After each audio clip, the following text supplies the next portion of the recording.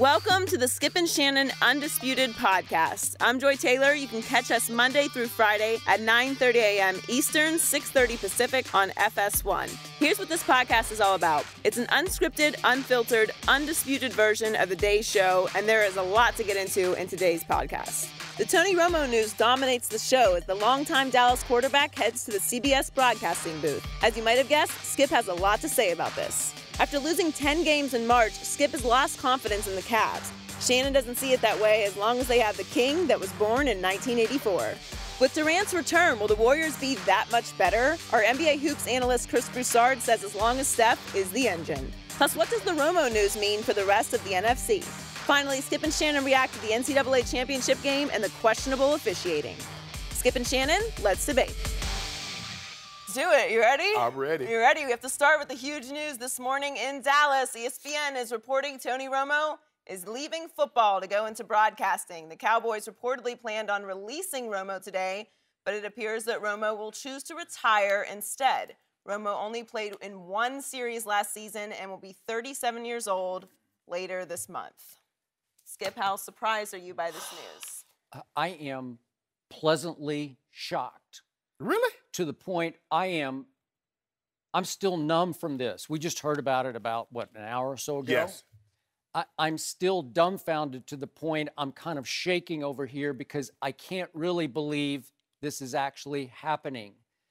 We have had so many false bottoms to this story where we thought it was over, that I don't completely trust it. But obviously, this is the single greatest thing that could have happened to Jerry Jones and to Dak Prescott and to me, because this clarifies the whole situation. But the reason I'm shocked, pleasantly shocked, is I cannot believe that Tony Romo is choosing to walk away from the game of football at age 37, having played only 5 games over the last 2 seasons, and that counts the one game at the end of last year in which he played one series in a game that didn't matter at Philadelphia. Correct. That's the last we will have seen of Tony Romo if, in fact, this is the end of Tony Romo. It's a good picture, though. What's that? It's a good picture. It's a good way to go out, I guess, if that's the way you want to do it, even though the game didn't count for the most part. But you were the one who said last week when the CBS offer came up, not to mention the Fox offer and maybe even an NBC offer, that you have to seize the day and take this. And I was shocked that you, of all people, would say that. But I thought, well, it's easy for Shannon to say it because he's got 3 Super Bowl rings. This guy has 0 Super Bowl rings because he never even came close to sniffing a Super Bowl. Except that championship game that they would have went to Well, yeah, they should have gone to the championship game in Seattle. But, thank you for bringing that up. I didn't bring it up. You brought it up. But look, this is just, I've observed this guy for so long. I don't know Tony Romo, but I know so many people who know him so well. And I just thought that the competitor in Tony Romo would not allow him to walk away unfulfilled because he's got little to nothing to show, as you always bring up to me, in the postseason for his Cowboy career. And again, he came from nowhere, from Eastern Illinois as an undrafted free agent in the Bill Parcells regime, thanks to Sean Payton, who said, I like that kid. Sean Payton obviously played quarterback at Eastern Illinois also. So you can say that Tony really overachieved.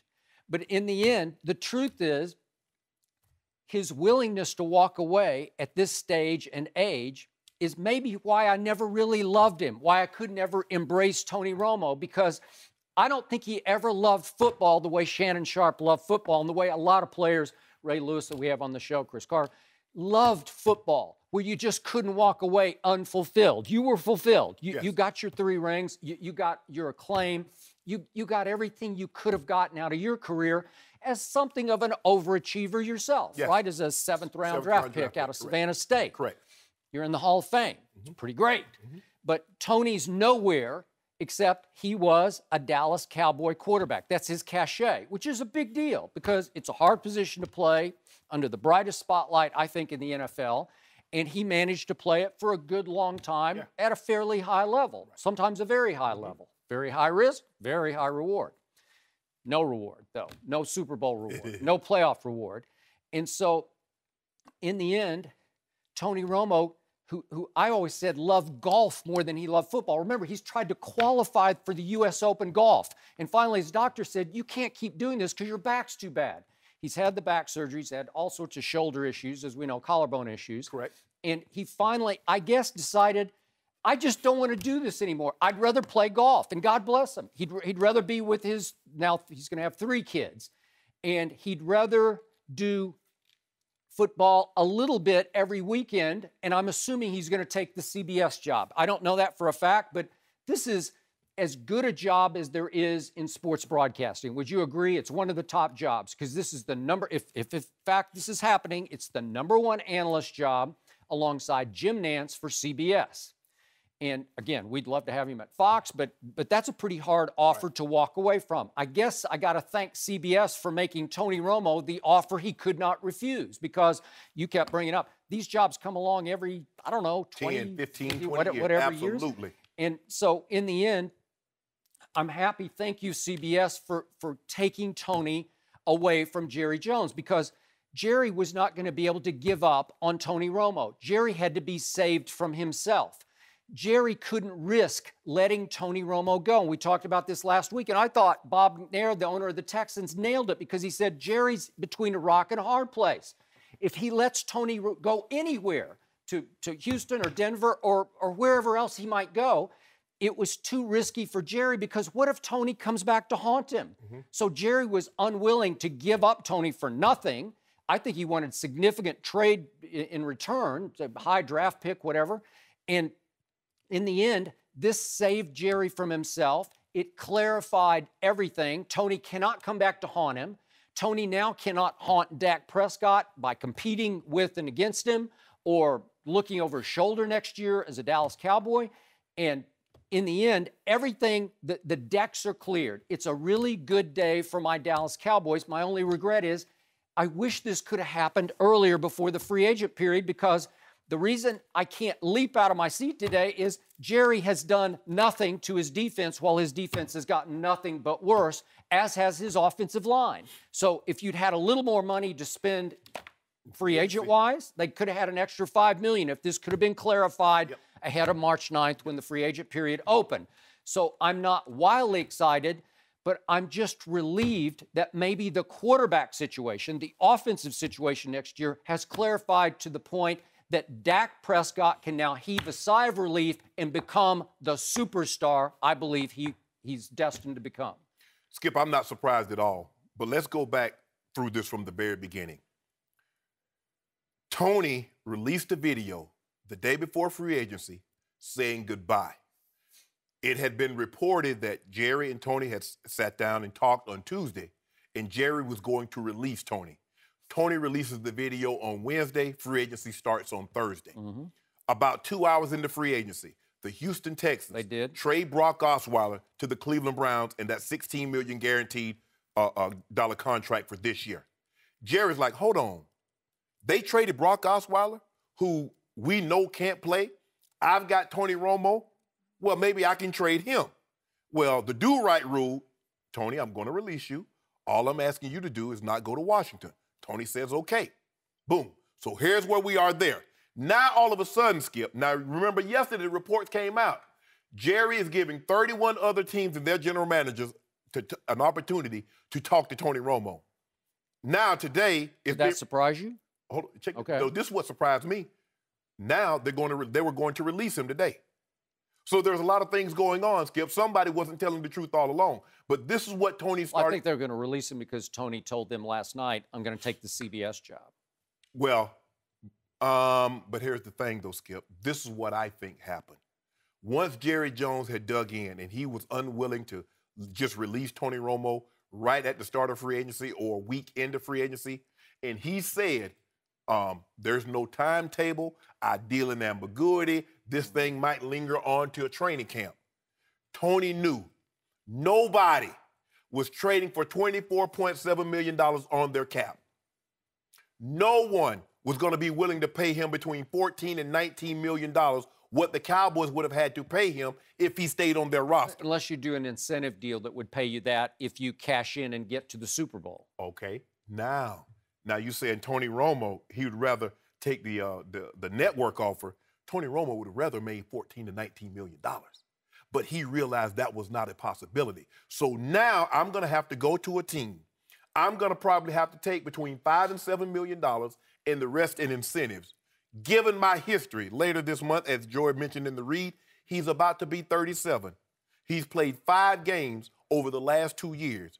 3 broken collarbones, 3 back injuries, one or two that's required surgery. So he's like, what are my odds of me staying healthy and being able to cash in on the incentives that they put into the contract? Now, I haven't played 5 games over the last 2 years. I played 1 series in 2016. I'm not liking my odds. As I told you, Skip, you get too old to play football. You don't get too old to talk. This is think about this, Skip. When we think about guys that do this, that have done this, we think about John Madden, who's probably a lot of universally regarded as the best. Coach had the job. He retired. He walked away. Fox didn't say, John, we want to move in a different direction. He walked away. Let's go to ESPN. Gruden, a coach. He's not going anywhere. Troy Aikman here at our network. He's not going anywhere. Now, Phil has been at CBS. He started at NBC with Dick Enberg. Now he's at CBS. He's been there for 15 years. So it's being reported that he might replace Phil. He might start out, the 2-team, the 3-team, and then when Phil steps aside, he moves to number 1. We don't know. But, Skip, if I get an opportunity to make, let's say, between $4 and $6 million doing TV, or I can take a deal between $5 and $7 million plus incentives, which one do you think I'm going to choose? I'm not with you at all on this. I think you're discounting the fact that you're either a competitor or you're not.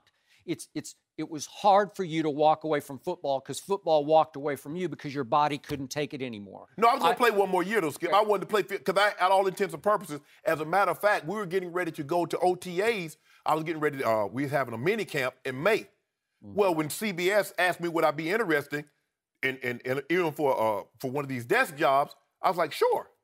At that time, Skip, nothing else I never thought about doing anything else other than playing football. Everybody kept saying, man, you can do TV, all that. I was focused. Once I said yes and I went there, I got home. I called Marvin. I said, Marvin, I really need to get this job.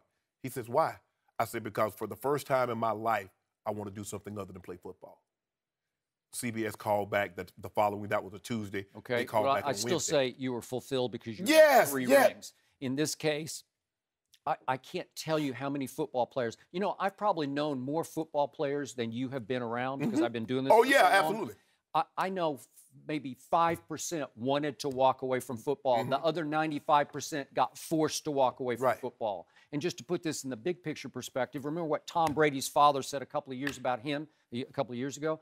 He will have to be put in a straitjacket and pulled off the football field when it is time. And his father worries about that because that's the way he's built. And apparently that's not the way that Tony Romo is built. And here's a quick story about Phil Simms. I love Phil. He's a friend of mine. Yes. I worked with him closely when I was working with your brother at ESPN on a pre-Monday night show. And Phil finally opted to give it up for television. This is, I think, 92. And we were doing the show together, and early in 92, I don't know, 6 or 7 games in, Troy Aikman got hurt. And Phil came to me because I was Mr. Dallas Cowboy, and he said, I need you to do me a favor. Would you please call Jerry and tell him I'm available? And he was serious. Phil just couldn't take not playing football, not playing quarterback, and just the opportunity to even go as a replacement quarterback for Troy Aikman. As a stand-in for a while in Dallas, he was willing to chuck his ESPN job and say, I'll go do that.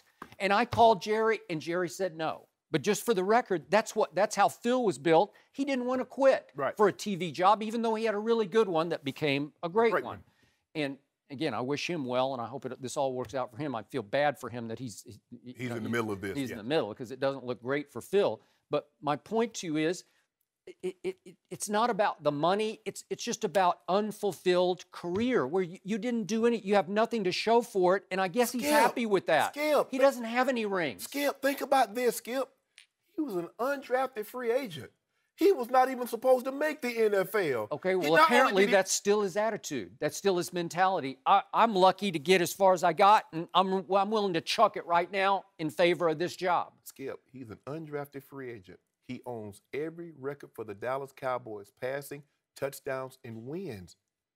And I get it, everybody. But Skip, remember, everybody's not going to win a championship. And I get what you're saying that, you want people to love it. the love for the game. You want him to have that Tom Brady. Peyton Manning loved the game like Brady, but his body didn't love that pounding. Okay, but I was afraid Tony was going to say, I've only played 5 games in 2 years. I'm 1,000% healthy. I feel revitalized. Now I'm ready to go win somebody a Super Bowl, either in Houston or Denver, or if Jerry will let me stay in Dallas, I'll win one for the Cowboys. But his body, Skip, he knew his body. He, like you said, he's not that workout. He's not that. He's not a he's workout not that guy. lifestyle. Never was. He's not that lifestyle. And I hate using the word diet because diet has a time frame. It has limit, has a shelf life. You're going to start it here. You're going to end it there. Nutrition. Tom Brady has a lifestyle. Yeah. He eats this way. He trains this way. does. He sleeps this. This is the way he is. That's not Tony. Tony knew with the way my lifestyle is, the likelihood of me being able to play 16 regular season games is not very good. And this opportunity, Skip, these opportunities do not come along very often. Skip, look here. I'll say this now because I'm under contract. I would have taken this job for $2.50 because being across from Skip Bayless doesn't come along often. So when Fox asked me would I be interested, I'm like, would I? And okay. But you didn't lead with that. Oh, yeah, I didn't tell you, Wait, I think Jamie Horowitz, oh wait, he's in my ear right now. He says he wants to renegotiate. Hold on. I get an opportunity to sit across and do a daily debate show 5 days a week, year-round, talking about things other than football. Plum job. I would go back. I would go plum. I mean, it has its advantages. Well, I mean, you have to get battered by me every day, but that's okay. But that's what I'm saying, Skip. Opportunities like this, Skip. My grandfather said, boy, when opportunity knocks, a grumbler complains about the noise. When opportunity knocks, deep. Hey, I don't need you to carry me in. When the opportunity knocks, just open the door, Joy. I'm coming in. And that's what Tony said. He realized, Skip, his body. If he hadn't, I believe, if Tony Romo had not been injured over the last 2 years like he had, let's just say he missed last year, but he played 2015, I believe this decision is more difficult for him to make. But because he's missed 27 of a possible 32 starts, he's 37 in less than 25 days, Skip, it was a no-brainer for me. And him being an undrafted free agent and to be the Cowboys' all-time leader in touchdown passes, wins, yards. Yeah, he only has 2. But, Skip, as an undrafted free agent, there are not very many of those guys' story. Okay, but how many times have you brought it up on this show? What has Tony Romo done in the postseason, right? No, he hadn't done it. He hadn't done anything. Okay, so he's got nothing to show for all those regular season wins, which are a lot. Yes. So in the end, I think he just showed, this is the way I see it, he showed me his true colors, which are not metallic blue, which are the Cowboy colors. Yes. That he doesn't care that much about playing football or winning in the postseason. He was content to walk away because a job came along that he considered even better than his Cowboy job. I believe he would have been more willing to stay if the job would have been to remain in that metallic blue. Once that wasn't an option, and $14 to $19 million wasn't an option, it was going to be somewhere between maybe 5 and 7 or 6 and 8 million plus incentives. We'll give you $500,000 every game you're healthy. We'll give you another $1 million if you get to the NFC Championship game, AFC Championship game. Yep. We'll give you another $1 million if you win the Super Bowl. He maybe could have made that, but he's weighing his odds. I'm about to be 37. I've only played 5 of a possible 32 games. What are the likelihood? If I couldn't stay healthy at 35, 36, what's the likelihood I can stay healthy at 37? Okay. So now the dominoes are falling and sending shockwaves around the NFL because all of a sudden Tony Romo is not an option in Houston. I guess Tom Savage is. And all of a sudden, Tony Romo is not an option for your Denver Broncos. So I guess it's Trevor Siemian or bust. You went 9-7 and missed the playoffs with Trevor Siemian. I say good luck to your Broncos. And I say good luck to Bill O'Brien with the quarterback I know he likes and Tom Savage because I'm not sure I'm seeing Super Bowl, here we come in Houston. And now that Tony Romo's made this decision, I had it from very reliable sources. There was no way in God's green earth the Houston Texans or the Denver Broncos were going to trade from Tony Romo. Okay, but did they want him? Would they give him a shot? Of course, if he was released, became a free agent. Because think about, Skip, if you trade for something, not only do you pick up that contract, you have to give up something. As opposed to him being a street free agent. Yeah, now, again, that's just silliness to me. So you wouldn't give up a 4th-round pick for a shot at winning the Super Bowl? Skip, think about this. Wow. I knew Jerry Jones built a new house for $25 million. Now, the old house, he didn't put the for sale sign in front of it, but I know it's for sale. Now, all of a sudden, he wants like 31 other teams. You can talk to Tony and his agent. They knew Tony was for sale. They knew eventually he was going to have to sit inside the curve. And that's when we's going to come in and scoop him up, pick him up, because you just threw this trash out. We think it might be a treasure. We can polish him up and keep him healthy.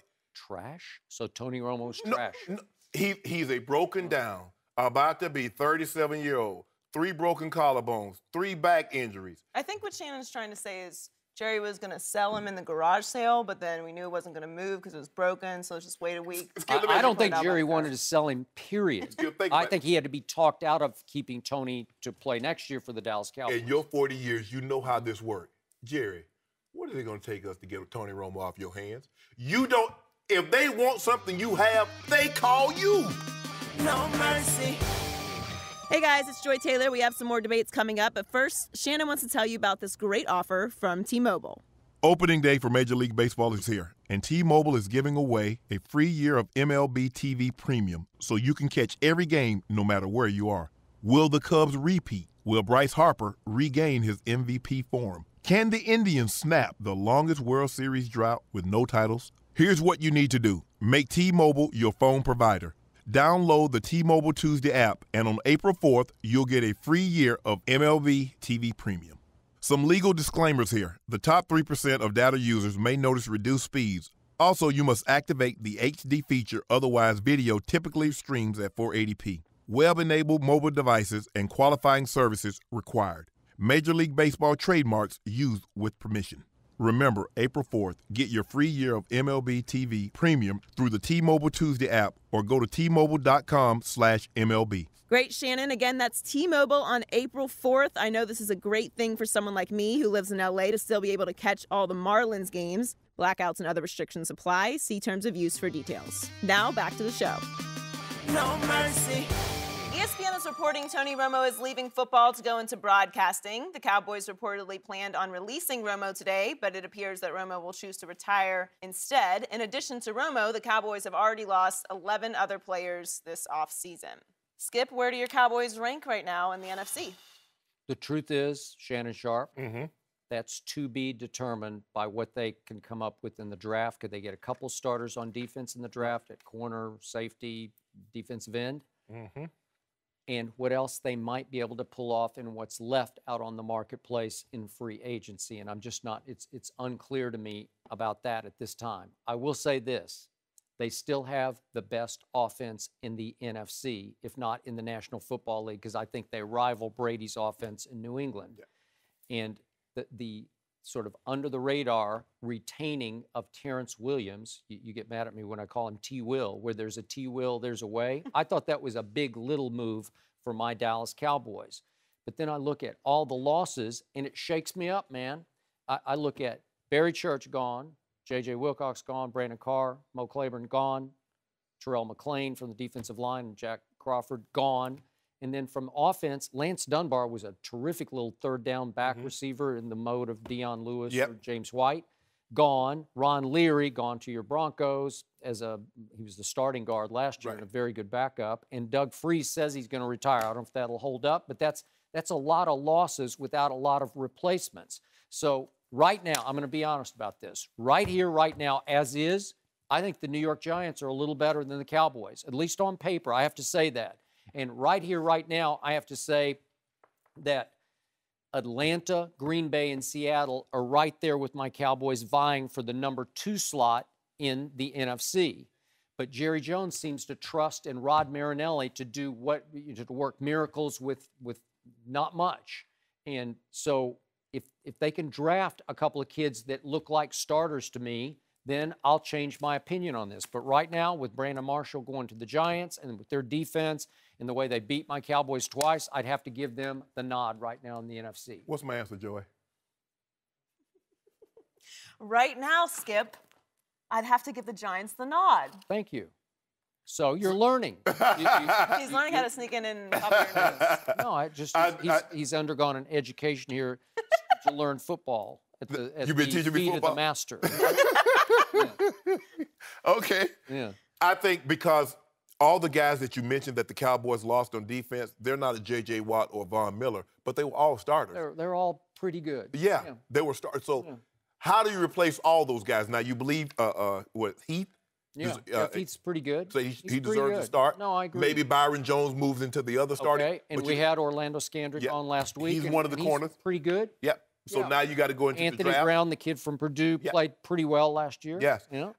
And so you've lost a lot of guys on that side of the ball. I thought Atlanta would rival you guys' offense because they're balanced also with their two-head monster with Tevin Coleman and Devontae Freeman running the football. You're right. Now, they don't run it quite as well as you do, but you don't throw it quite as well as they do. So I think that's balanced. When I look at the Packers, they lost Michael Hyde, guard T.J. Lang, center J.C. Tretter, Jared Cook, Eddie Lacy, Jones, Peppers. Guyon's going to be suspended for 4 games. Yep. Skip, that's a lot. Okay. You look at the Falcons. I think the biggest loss they had was losing Kyle Shanahan. Sarkisian, we kind of saw him a little bit in the championship game. Yeah, we did. I'm not. And the Seahawks. Yep. Okay, you got the Richard Sherman. Is he going to be there or is he not going to be there? Earl Thomas coming off a leg surgery. Eddie Lacy, offensive line is still in shambles. Yep. So I like the Giants, but let me tell you a team that I really, really like, and I think this guy's going to take the next step. Tampa. I love what they've done. Getting Deshaun Jackson. Huge for Jameis. Yeah. Pair him with Mike Evans. They got Baker, put him on that defense. Yeah. I like what Tampa's doing. But right now, if I had to say one team who's the best, I think the Brandon Marshall, with the way they play defense in New York, Brandon Marshall replacing Victor Cruz, I would have to give them a slight nod. Now, if they can get somebody that can, Adrian Peterson still might not be off the table for them. If they can get a guy that can give them, quality running game, Skip, they can be the deal with now. It's going to be a problem for your Cowboys. I agree. I don't think I'll be losing 11, 12 times this year. Let's just say that. I think the Giants were the only 2 times that you won. No, I won 3 times. What was that time? You didn't win. Huh? Packers? Yeah. You didn't win the first Packers. No, you got me. You got me. I got you good. But see, that's how I do. Yeah. That's how the casinos do. Yep. They let you win a little bit, and guess what? Oh yeah, I got him now. I got him on the rope. Let it ride. Don't skip Bayless. Let it ride. All I know is that Jerry and Stephen Jones keep saying they have a plan. There's a method be patient to their madness. I think the quote is a slight method. Slight method? Slight method? Yeah, I'll give them slight, but I want to see a plunge here. I want to see trade the first-round pick for Richard Sherman. I want to see somebody added where you say, wow, Jerry was a step ahead of everybody on that one. He saw that one coming. I don't see the free agent still out there because it's not like they need Adrian Peterson to change their life. Right. They've changed their life. I agree with you. I would be willing to do this deal. Obviously, I would have to, because Richard Sherman's not even 30. So I would extend the deal to get that cap number down, something that I could work with, because I think he's like $14 million against the cap. Get it somewhere around 8, 9, give him the $11 million and a bonus. I would do it, Skip. I would give up the 28th pick because unless you you believe that you're going to get a guy at the 28th pick that's better than what Richard Sherman's going to be, say, for the next 3 years. I don't believe you can find that in the draft, but hey, what do we know? The best news is it's clarified now. No more Tony Romo. So Dak can now grow into the superstar quarterback I believe he's destined to be. And it will only make the offense that much harder to stop now that he doesn't have Romo looking over his shoulder. Our next debate is Tony Romo a Hall of Famer. You know that's coming, No. Skip. Whoa, Skip, no? Seriously? I'm just saying. Are you going to make the case he is? Stop playing. Well, we'll start playing because what are we saying? No, that's not our next debate. he threw for more yards than Staubach. No way. You know how they do it, Skip. I mean, was Danny White a Hall of Famer? No. I'm just saying. Come on. I'm just trying to get as many Cowboys. It's not how they do it. It's how we do it. You're not going to make that argument. Stop playing. There we go. That's it. That's not the next. Skip thought he was a top 5 quarterback. He made that argument on several occasions. Well, didn't you? Romo was a big ship to fall, so we'll see what Jerry does. Yeah, we'll see. And the last point is, that once upon a time, when it first looked like Romo was going to be released ahead of free agency, I said my Cowboys just won the Super Bowl, and I believed it with all my heart and soul. And then New England happened through free agency, and it became unfair for your Dolphins and, in a way, for my Cowboys because There's no way to compete with that. So now the goal is just to get to the Super Bowl and lose to the Patriots. But everybody's fighting for something. New England didn't have to do anything. They could have stood pat, and they still were going to be the favorite. Yeah. Because as long as the guy with the cutoff sleeves wear the sweatshirts on the sideline. No, as long as number 12 wears 12, and he got his with the jersey knee break. back, so it's okay. Well, Gronk stole it again. No mercy. North Carolina beat Gonzaga 71-65 to win the national championship last night. The Tar Heels scored the final 8 points of the game. North Carolina won their last 3 tournament games by a total of 9 points and missed 23 three-pointers last night. After the game, the tournament's most outstanding player, Joel Berry and Roy Williams, talked about the win. Let's take a listen. I don't know what Mark said, but it was an ugly game. I mean, I don't think either team played exceptionally well offensively. The second half, they shoot 27% and we shoot 35% for the game. So I don't think either team ever got in a real good flow. The fouls were part of it, but just the bigness, that's a terrible way to say it. My wife's an English teacher, but the game is so big that you get so hyped up, you have to control your emotions and be able to play within yourself. It's just an unbelievable feeling, and it's what we worked for, and the ups and downs that we've had, it's all worth it. And, I mean, I can't even describe my feeling right now, but I'm just glad that I was able to do something with this team because I felt like just the personality and what we went through, and I think we just deserved it. Skip, how impressive was UNC's run? First of all, congratulations to you for picking UNC before the tournament started. Way to go. Although you did admit to me that you're a longtime Carolina fan, which I don't really get. How did that happen, by the way? 1981, Skip. I saw them when they lost to Indiana. Isaiah Thomas was, I think, a sophomore, and they got beat. And that was the Reagan year. Yeah. Got shot. And I was there. Because think about, and they debated whether they're going to play the game or not, Yep. right? LSU lost in the earlier, that's when they had Howard, High C. Carter, but we go back. But anyway, the Tar Heels, James Worthy, Sam Perkins, Matt Doherty, Jimmy Black, 82. Al Wood. No, that was 80. I know, but then 82 was Michael Jordan. Skip. And I was just like, I couldn't believe they lost. And then ever since they lost that finals to Indiana in 81, I've been with them ever since. There you go. Well, you stuck with them, and you were correct, although I'm going to make the case it was as unimpressive a run by a #1 seed and the overall betting favorite going into the tournament as I can ever remember. Again, they were a 1 seed. Yes. Vegas said they're the favorite to win it all going into the tournament. We've seen Cinderella runs.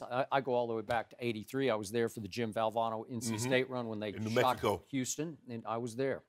And they were a 6 seed, and they just kept miracle survive, miracle survive, miracle survival. And they somehow survived against Houston on the air ball and the putback. But this was a 1 seed. And I'm going to remind you, I didn't see the 1 seed coming because I did see them lose late in January at Miami, University of Miami, by 15. And they just looked awful. And they looked not very good, losing by 8 to Duke and then by 10 to Duke in the ACC tournament. And in between those games, there was a loss at UVA at Virginia, 53-43, which were the fewest points ever scored by a team in the Roy Williams era for Carolina.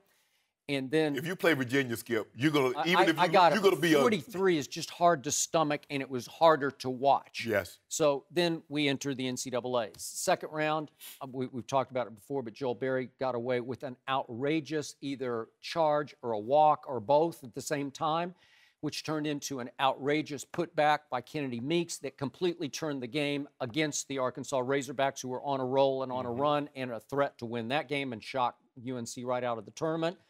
And then against Kentucky, I remind you, Carolina's up 7 with 54 seconds left, and I thought it was over. And obviously Malik Monk hit 2 big prayers, and all of a sudden you go to the last seconds, and the game is tied.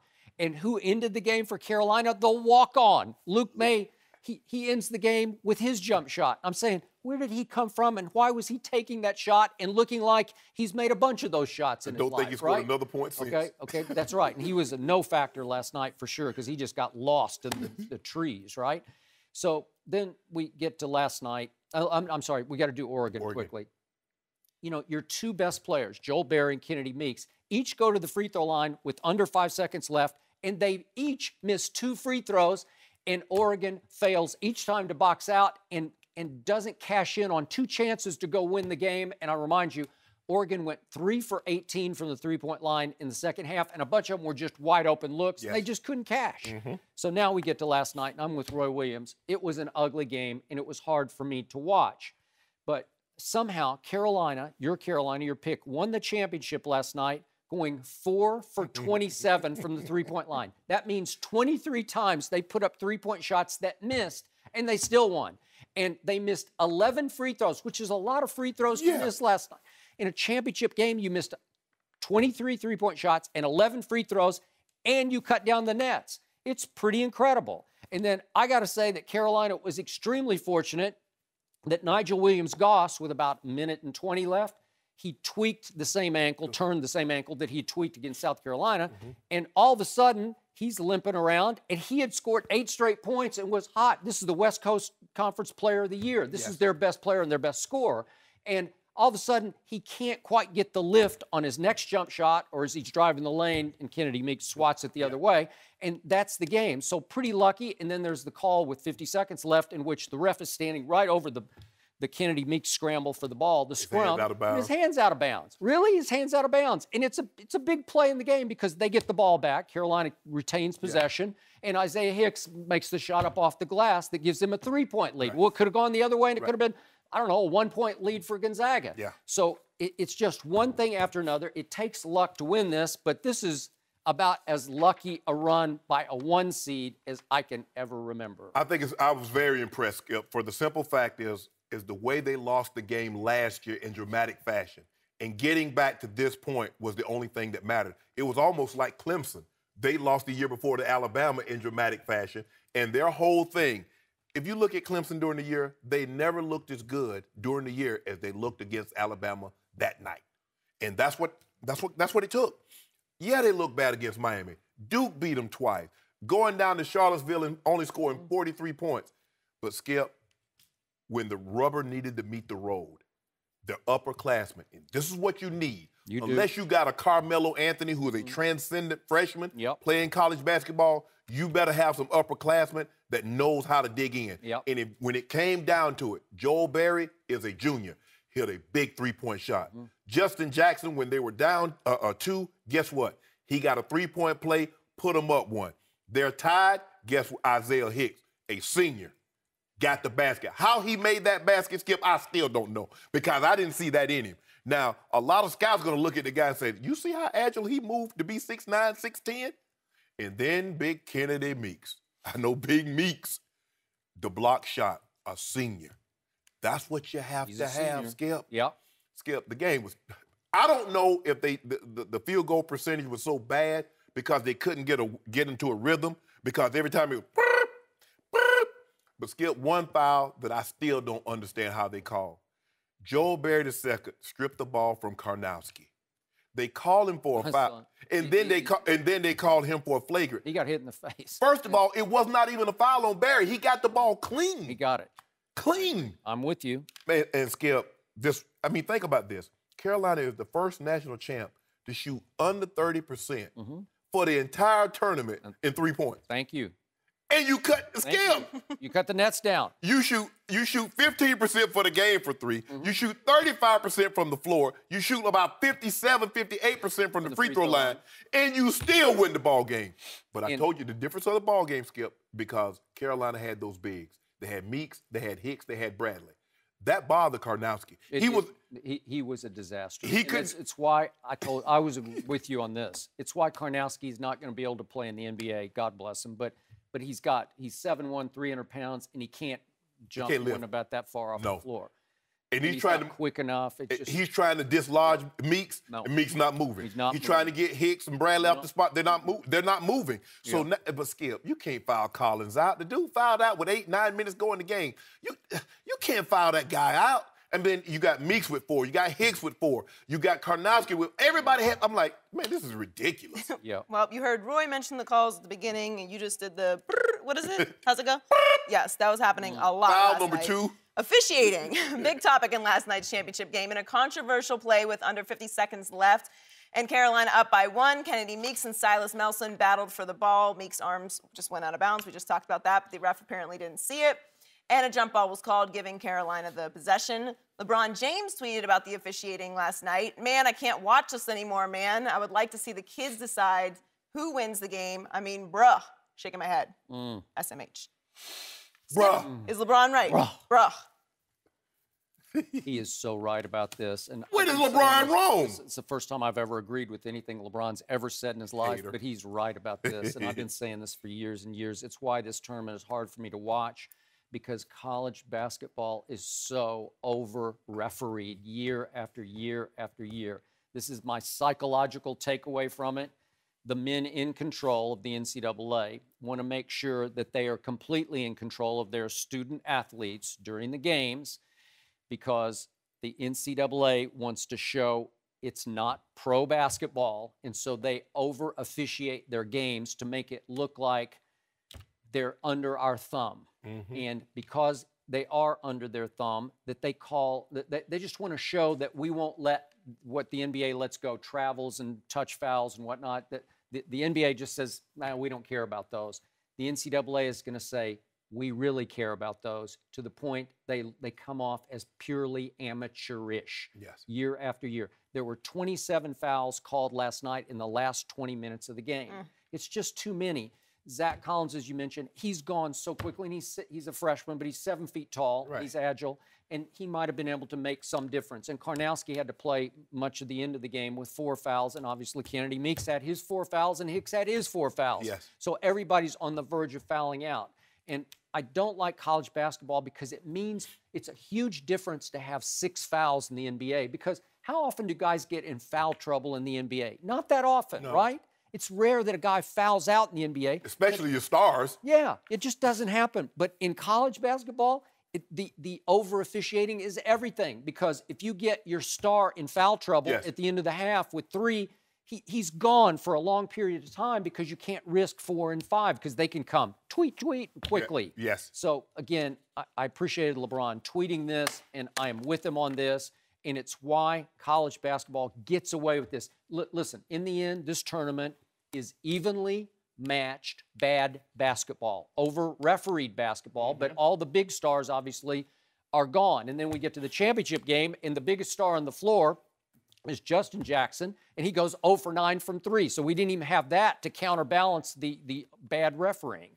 So fire away. Skip, like I said before, I couldn't tell.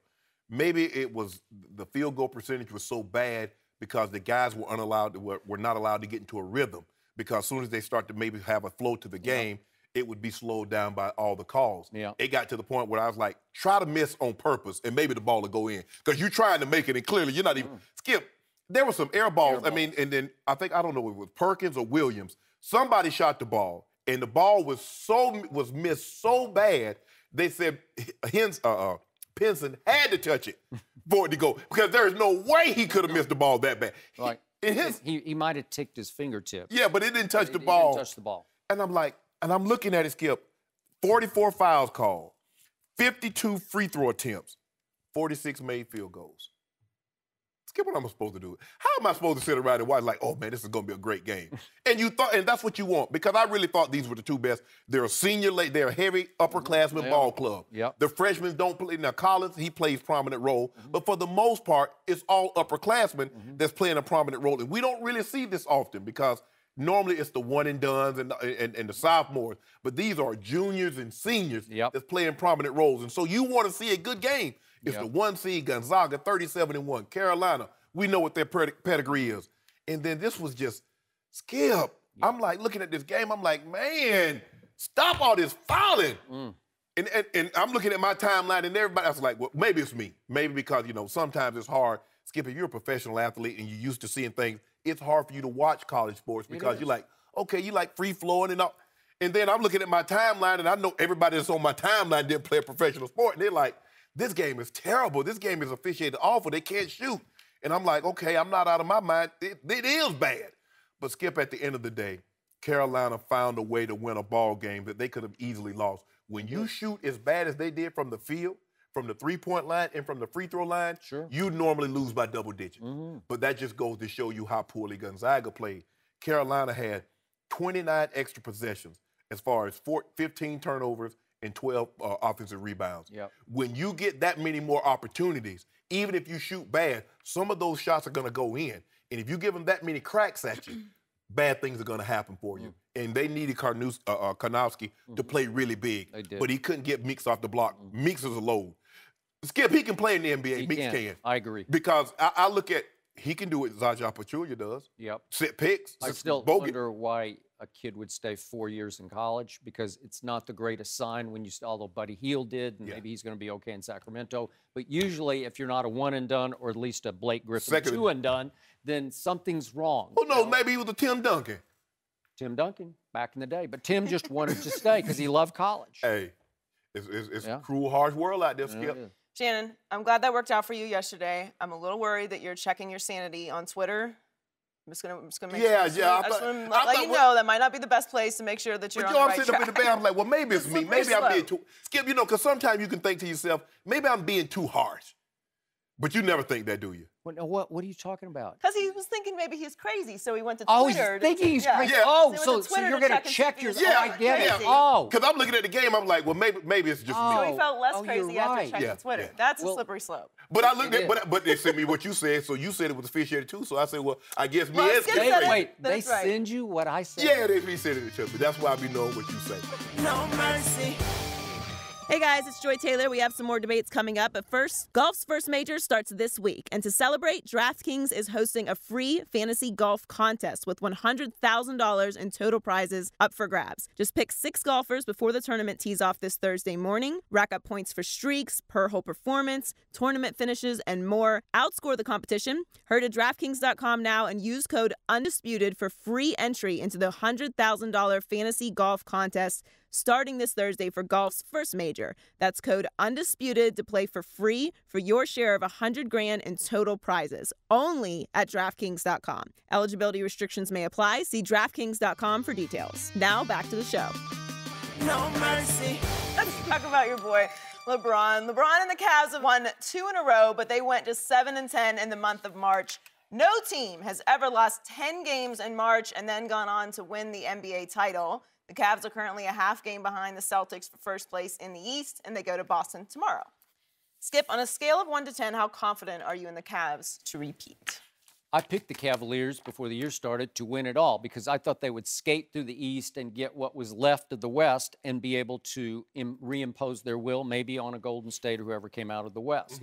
Because I thought they would be fresh and ready for the finals. I don't think that anymore. I'm going to say my confidence level has plummeted to a 4 on a scale of 10. 4 on a scale of 10, because you know what?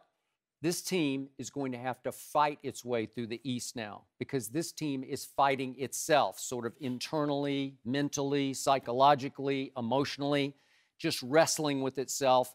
What are we doing? What is our leader doing? Our leader is acting weirder and weirder by the night. Our leader is getting into it with his closest friend on the team, Tristan Thompson, who wants to fight our leader after Kevin Love makes the shot of the game to help us survive against a team in Indiana that just came in losing 5 out of its last 6, including 1 win against the Sixers at home.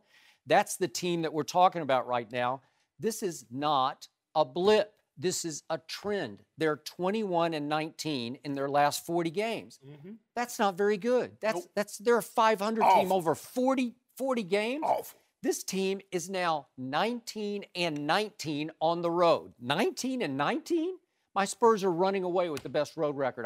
What are they, 27-9? Think about the disparity. They're 19-19 are the Cavaliers on the road. These are terrible signs this late in the year. You can't just flip that switch and say, watch, here we go. So this team is going to have to fight its way through either the Bulls or the Heat. I would love to see the Heat if Waiters is right. That would be fun to watch. But the Bulls just beat up on the Cavaliers last Thursday night in Chicago when, once again, Cavs can't close. If Kyrie can't do it, nobody can do it. And Kyrie's in some slump funk right now. The best player shouldn't ever be in a funk. Well, okay, so again, it's going to be Miami or Chicago. Then it's probably going to be Toronto. They got P.J. Tucker, who's sort of a designated LeBron defender. If Kyle Lowry comes back right, I don't know. It's going to be a battle. It could go 7 games. And then we know the Celtics are just getting more confident by the dribble, because it's a good basketball team that plays together, likes itself with a hot young coach who seems to push all the right buttons, it's going to be hard to get through Boston. We're going to get to see Cleveland go to Boston on a back-to-back tomorrow night. They got, who is it? Orlando at home. I hope LeBron, for his sake, rests tonight. Nah, LeBron ain't resting. Okay. We getting a rhythm. Yeah, so your best player on the planet, quote unquote, just played 52 minutes in a game on April the 2nd, and he's been complaining about not resting enough? Really? That guy? No, he didn't say not rested enough. He says he's earned the right to take a game here and there. Okay, that's and fine. And he has. Okay, well, I'm fine with that, but 52 minutes this late in the year is a bad sign. There's nothing but bad signs over the last month. They lost 10 games in March. It's just not cool. It's not indicative of making a momentous run to the championship that you think they're going to make. And I just don't think you can suddenly flip the switch and say, here we go. So the most of the team is that, first of all, my confidence on a scale of 1 to 10, and I wrote this down, Joy, is a 9.99738. How did you get to 738? I'm going to round it up to 10. I didn't want to give him a 10 because I know you're going to have something to say. But I said it was go ahead and give him a 10. I said so your confidence level is a 10? And you've seen what in this team to give you confidence? It's okay. They've lost 10 games in the month of March. The most games a team has ever lost in the month of March is 8, the 95 Houston Rockets. And what did they possess, Skip Bayless? Uh-oh, we got the sniff. You ain't nothing, Skip. I just want you to know, what did they possess? What did they possess? Yes. What did the 95 Houston Rockets have on? Who did they have on their team? The Dream. Is that who we're talking about? Who was what at the time? The best player in the NBA. Because there was no Michael Jordan, correct? Look here. Hold up. Michael Jordan that came back, remember? Orlando put him out. Oh, that was that year. Okay. Oh, yeah. Okay. Oh, yeah. All right. Okay, so you're saying Akeem was the best player on the planet. Okay, so now, fast forward. Here we are in 2017. I got the time machine. You see how fast I just went forward? I was way back there in 95, like, 22 years later. I don't think you have a time machine or you'd still be playing football. There are a lot of sound effects today. But how about this, Skip? What do the Cleveland Cavaliers have on their roster that nobody else does? Kyrie. Skip Bayless. Huh? They used to have Kyrie. I don't know what happened to him. If a man can dribble a basketball, man, woman, or child, if they breathe oxygen on the planet Earth, and they come from Akron, Ohio, born in 1984. LeBron, the king of Akron, James. As long as he's on that roster, he shall be the favorite. Really? Yes. Even though he's now ice cold from the three-point line, he's become a debacle and a handicap for this team from the three-point line. You like that? Did you see him hit that three from Sandusky? Yeah, at the shot clock. He's good at the shot clock when he has no other choice. Let me ask you a question. I got to shoot Let me ask you a question. How much does a three-point shot count if you shoot it 19 seconds into the shot clock or 1 second on the shot clock? It counts 3. Okay. As in LeBron going 3 for 10 from the three-point line against the Indiana Pacers. So you like that? I like when Kawhi went 0 for 7 and 0 for 5. You like that? I liked it last year when Kawhi made 44% of his three-point shots. And what did he get him? He was at home. He wasn't at the parade with me. Yeah, well, he didn't get to play LeBron. If it had gotten him to LeBron, he would have outplayed LeBron like he always does. Like he did this year in Cleveland. All Remember he had that to game? do was take care of OKC. All he had to do was take care of OKC, and he could have got a chance to play the Warriors. Yeah, well, and they beat them, and they could have came and saw us. His Kyrie, LaMarcus Aldridge came up small in that series, so he had no help. Kawhi needed more help, like LeBron needs more help. Skip, look. Kevin Love is starting to get his legs back. He missed time. Played 37 minutes. He looked good.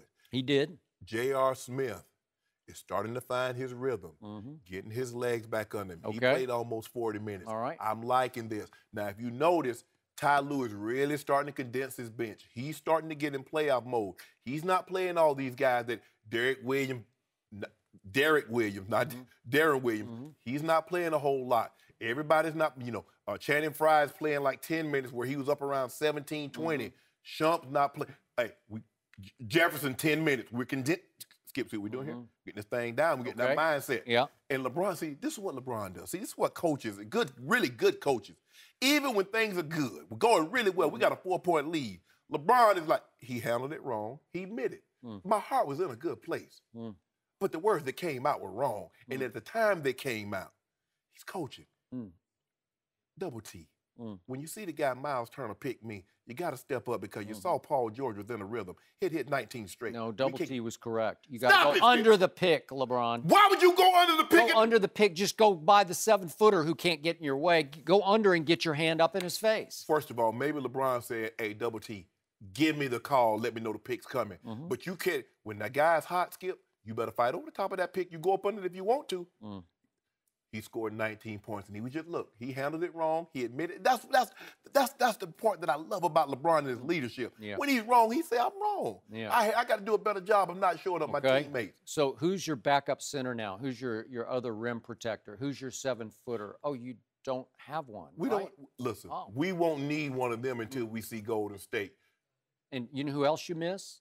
Matthew Dellavedova. Because Darren Williams is no Delly at this point in his career. He can't play D like Delly can. You're absolutely right, Skip.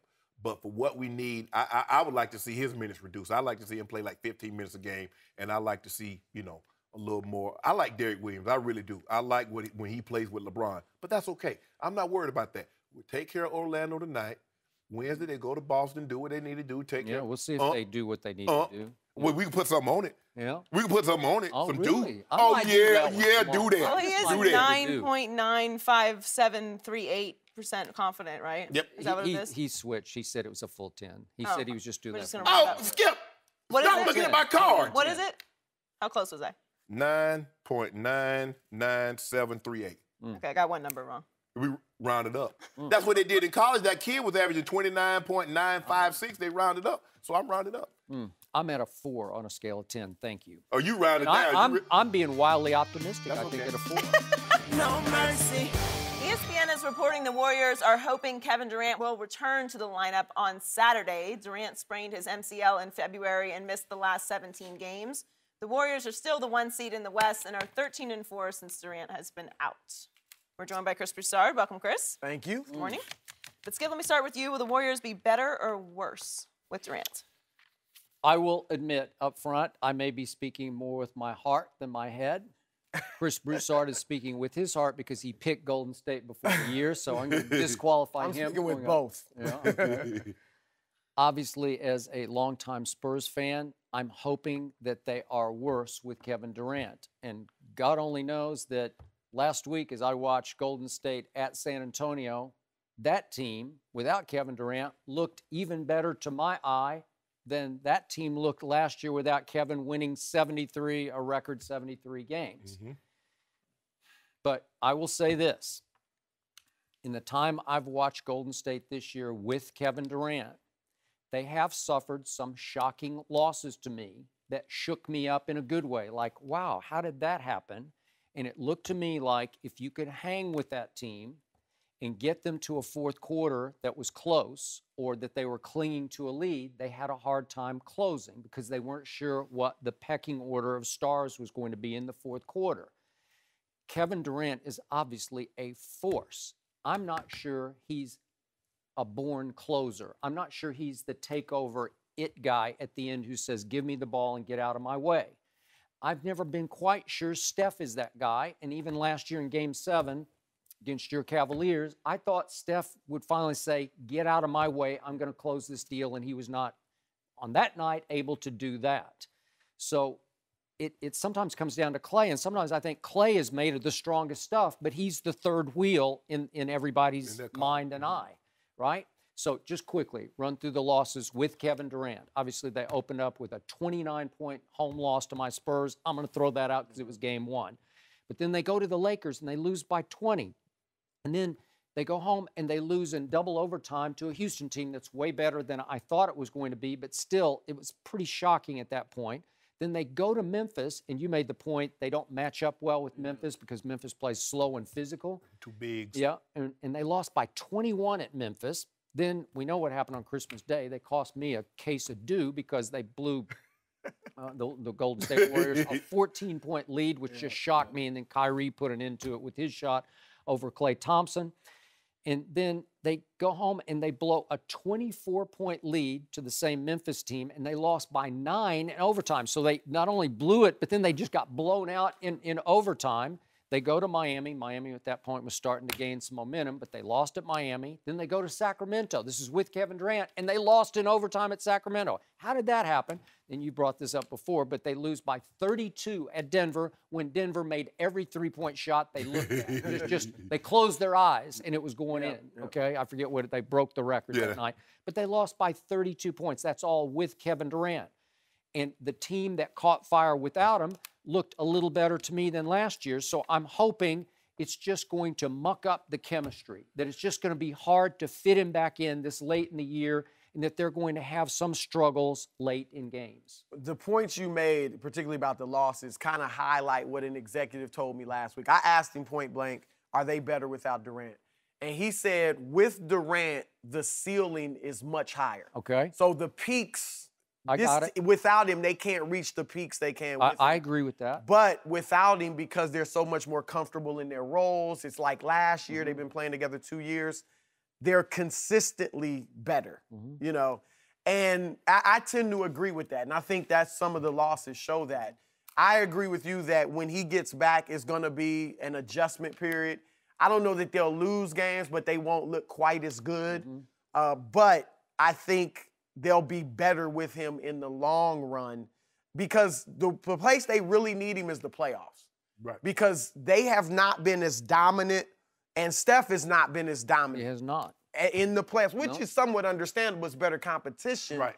But for whatever reason, they just haven't been able to dominate. So now if a team like Cleveland bottles up Steph and Klay doesn't have it going, now you got Kevin Durant to deal with. Whereas before you only had 2 big-time scorers. Now you have 3 to deal with. So I think where they really will need him is in the playoffs. And I feel like what Durant should do is just fit in. Let Steph be the engine. Whether Steph's the best player or not, offensively, he needs to be the engine, and that's where they get their identity from. Because Durant can lead them in scoring on 15 shots a game. He can. And so I think in the long run, though, they'll be better with some ups and downs initially. Yeah, when you look at them play since Kevin Durant has been out, they look better without Kevin than they ever did with Kevin. And that's funny, but it's when you go back and think about it, it's because they played 2 years without him. And as you mentioned, Chris, everybody was comfortable in their role. Steph, you're going to be the lead dog. Klay, you number 2. Draymond, you be Draymond and do what you do. Iggy, you're going to play X amount of minutes. But when he goes down, now you're asking Iggy to play 30, 35 minutes where he was playing 20, 25 minutes. Now all of a sudden, Steph has to take a back seat, and he's like, do I shoot this shot? I'm with you on this also, Chris. I think if I'm Kevin Durant, I'll say, guys, do you. Because I can impact the game in other ways. I can rebound a little more, block a few more shots. I'm going to go get my points. I don't need 20 shots to get my 26, 27 points. And if somebody bottles up those other 2 guys, he can go get you 30 or 40.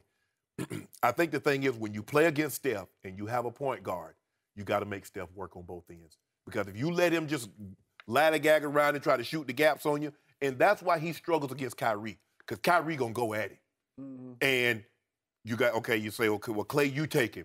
Well, then Klay, he starts giving it to Klay, and then what you going to do with LeBron? But see, now you had to have Klay play some of LeBron, but since you got KD, you don't have to worry about that matchup anymore. Because the Warriors are they're looking at Cleveland because they feel they match up favorably against everybody else because nobody in the West have a 3-headed monster. Cleveland got LeBron, Kyrie, and Love. No matter what you think of Love, he still can go get you 20 and 10. And then you got Kyrie and you got LeBron. So now Klay Thompson never has to worry about guarding LeBron. That's always going to be Iguodala. That's always going to be Durant. And Draymond. And Draymond sometimes. So he'll be a lot fresher on the offensive end because in Game 7, I think Kyrie having to guard Kyrie and LeBron between Klay and Steph, it took a lot out of them on the offensive end because they were so tired defensively trying to bang and keep him staying in front of those guys. I do want to remind you and your Cavaliers that the San Antonio Spurs have a one-headed monster named Kawhi. Right? And he not going nowhere. But you do agree, like Cleveland is the toughest matchup for Golden State. I agree with you, San Antonio is the toughest matchup for Cleveland. They're tough. Yeah. But I still haven't gotten over this, so I got to verbalize it one more time just for therapeutic reasons. But my Spurs last week in San Antonio, when I thought they were ready to make a statement against Golden State with no Kevin Durant They're up 29-7 and proceed to lose the rest of the game 103-69. I just got to say it again because I still can't believe that happened to my Spurs in their building with no Kevin Durant on the other team. 103-69 happened. If you say my Spurs, do I get to say my Cavs? You do anyway. No, but Joy, you enjoy all the. I know, but I don't say we. I never say we. I just say my Spurs. Okay, what's the difference between mine and we? What's the between mine and we? Well, the difference is he's like an actual Spurs fan, and you're just a LeBron fan. Yeah, you're just like a bandwagon late I'm a bandwagon now. jumper. Yes. Yeah, you just jumped on late. I'm with LeBron. You know this, Skip. Yeah. Wherever LeBron goes, come on, Skip. I've been a Spurs fan since George Gervin in the 80s in the ABA. I remember George Gervin and Artis Gilmore and Doug and Corzine. I remember all those guys, Skip. I don't go back as far as you do, Skip, but I remember I watched So who was your favorite basketball team before LeBron? My favorite basketball team?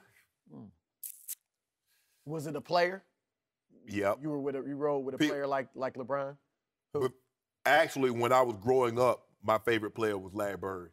Really? So you like the Celtics over Showtime Lakers? I did. Celtics, Heat, and now the Cavs. No mercy. This is the Skip and Shannon Undisputed podcast, where we're delivering you an unscripted, unfiltered, undisputed version of the biggest topics of the day's show. Be sure to subscribe to the podcast on iTunes, like us on Facebook at Undisputed on FS1, follow on Twitter at Undisputed, and catch us at 9:30 a.m. Eastern, 6:30 Pacific, Monday through Friday on FS1. You can find us on channel 219 on DirecTV, 150 on Dish.